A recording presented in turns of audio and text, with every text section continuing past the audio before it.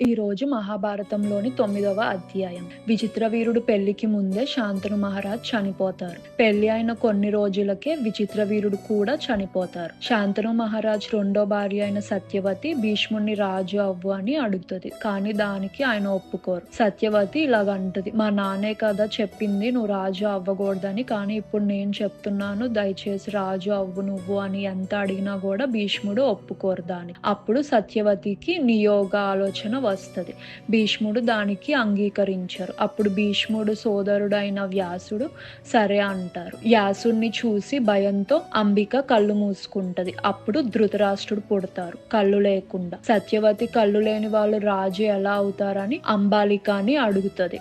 అంబాలిక భయంతో తన దాసిని పంపిస్తది. అప్పుడు విదురుడు పుడతారు. మళ్ళా సత్యవతి నిజం తెలుసుకొని అంబాలికాని ప్రాధేయపడుతుంది. అప్పుడు అంబాలిక భయంతో అప్పుడు బలహీనంగా ఒక బాలుడు పుడతారు. ఆయనే పాండురాజు. ఆయన్ని హస్తినాపుర రాజ్యానికి రాజుగా ప్రకటిస్తారు.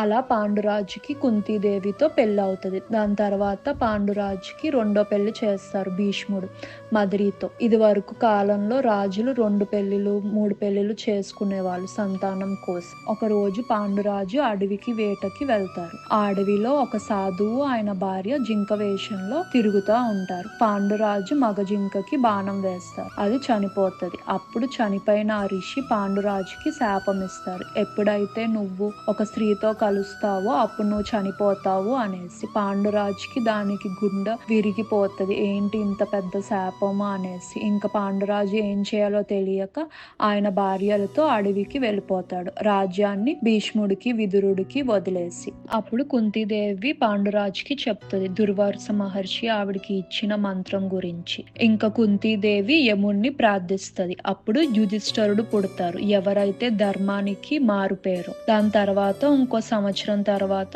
కుంతీదేవి వాయుదేవుడికి ప్రార్థిస్తుంది. అప్పుడు 1000 ఏనుగుల శక్తి గల భీముడు పుడతారు. దాని తర్వాత ఇంద్రుడికి ప్రార్థిస్తుంది. అప్పుడు అర్జునుడు పుడతారు. అప్పుడు కుంతీదేవి ఇంకా చాలు అని అనుకుంటది. మదిరి బాధపడుతుంది, నాకు పిల్లలు కావాలి అనేసి. అప్పుడు ప్రార్థించగా నకుల సహదేవులు పుడతారు అశ్వనుల రూపంలో. ధృతరాష్ట్రుడి పెళ్లి కోసం భీష్ముడు గాంధారి వాళ్ళ నాన్న దగ్గరికి వెళ్తారు. గాంధారిని ధృతరాష్ట్రుడికి ఇవ్వడానికి ఆయనకి ఇష్టం ఉండదు, కానీ తర్వాత సరే అంటారు. ఆయన అన్న ఆయన శకునికి కూడా ఇష్టం ఉండదు. గాంధారి వాళ్ళ ఆయనకి కళ్ళు లేవని ఆమె కూడా కళ్ళుకి గంతలు కట్టుకుంటది. గాంధారి రాజ్యంకి రాణి అవుతుంది. వ్యాస మహర్షి ఒక వరం ఇస్తాడు, గాంధారికి 100 మంది పిల్లలు పుడతారు అని. గాంధారి 12 నెలల గర్భవతిగా ఉన్నప్పుడే కుంతికి యుధిష్ఠరుడు పుడతాడు. ఆ విషయం తెలుసుకొని గాంధారికి చాలా కోపం వచ్చి ఆవిడ కడుపుని గట్టిగా కొట్టుకుంటది. అప్పుడు ఒక మాంసం ముద్ద బయటికి వస్తుంది, ప్రాణం లేనిది. అప్పుడు వ్యాస మహర్షి వచ్చి ఆ మాంసం ముద్దని 100 ముక్కలుగా చేసి మట్టి కుండల్లో పెడతారు. కొన్ని నెలలకి దుర్యోధనుడు పుడతాడు. దుర్యోధనుడు పుట్టినాక చాలా చెడు సంకేతాలు వస్తాయి. అది చూసి చాలా మంది సాధువులు భయపడి విదురుడు ఇలాగా అంటాడు, ఈ బిడ్డని చంపేస్తే నయం, ఈ బిడ్డ వల్ల చాలా అనర్థాలు జరగబోతున్నాయి అని సూచనలు ఉన్నాయి అనేసి. అయినా కూడా వాళ్ళిద్దరు వినరు. దాని తర్వాత కొన్ని రోజులకి మిగిలిన కుండల్లో నుంచి మగవాళ్ళు జన్మిస్తారు. ఒక్క స్త్రీ జన్మిస్తుంది, ఆవిడే దుస్సల. అలా చాలా సంవత్సరాలు పాండురాజు ఆయన భార్యలు పిల్లలతో అడవిలోనే ఉంటారు.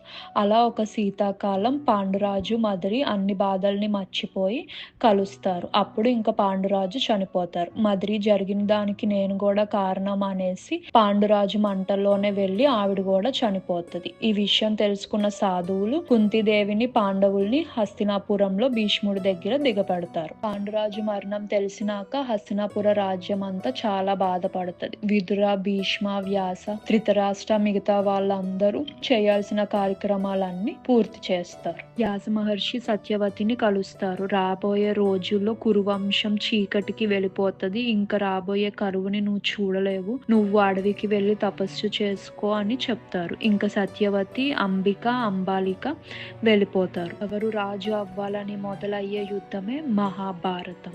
ఈ రోజు అధ్యాయం గురించి మీరు ఏమనుకున్నారో కమెంట్ సెక్షన్లో తెలియపరచండి. రేపటి అధ్యాయంలో మళ్ళీ కలుసుకుందాం.